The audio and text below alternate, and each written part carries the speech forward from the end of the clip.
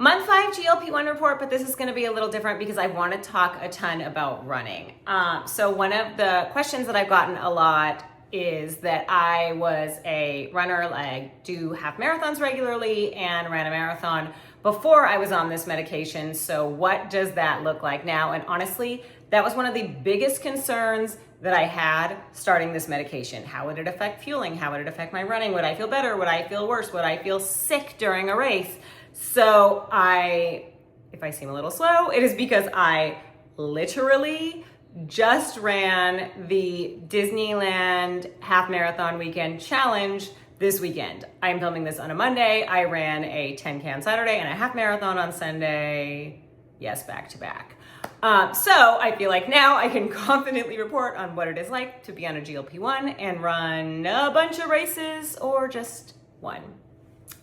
Just a little bit of a refresher. This is my 21st week on a GLP-1 medication. I'm on tirzepatide, and I access my medication through Mochi Health. I am 46 years old.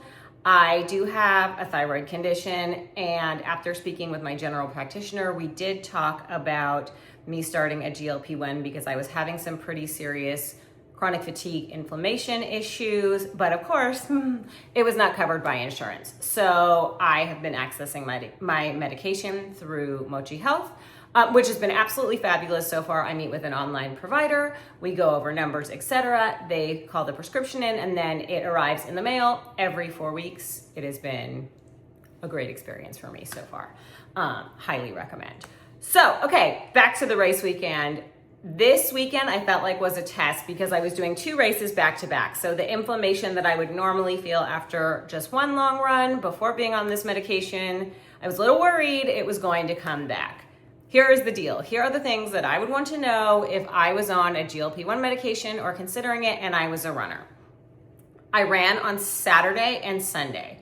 The day that I do my injection is Monday. And I've always done that very specifically because any side effect that I experience, any type of appetite suppressant, I don't want that happening on race day because I want to feel good and I want to be able to fuel well. So for me, if you're a runner, highly recommend if you are on this medication to make your injection day as far away from your race days as possible. That has been great.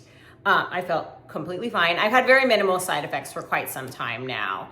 And my joints have been feeling really good, a lot better. So was I able to fuel correctly? Yes. Was I hydrated?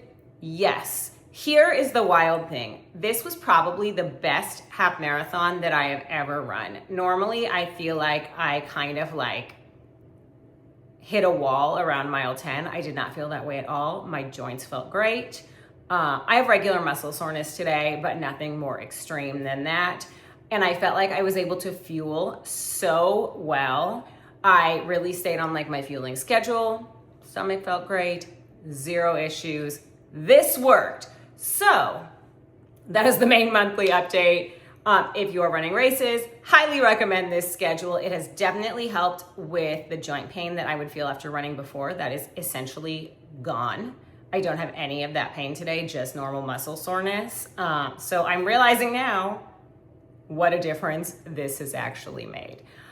Just for numbers, science purposes, the size of my body has changed. Yes. The number on the scale has changed. Yes. Like I said, I'm about 5 months in, and this was not my goal, but I have lost about 30 pounds. So obviously there was less weight on my joints as I ran, which I think helped as well. But the whole thing is just significantly better. If you have any questions about planning for races, GLP-1 medications, when to start them, etc., around a race schedule, leave them in the comments and I'm happy to answer them. And I will come back next month with another monthly update.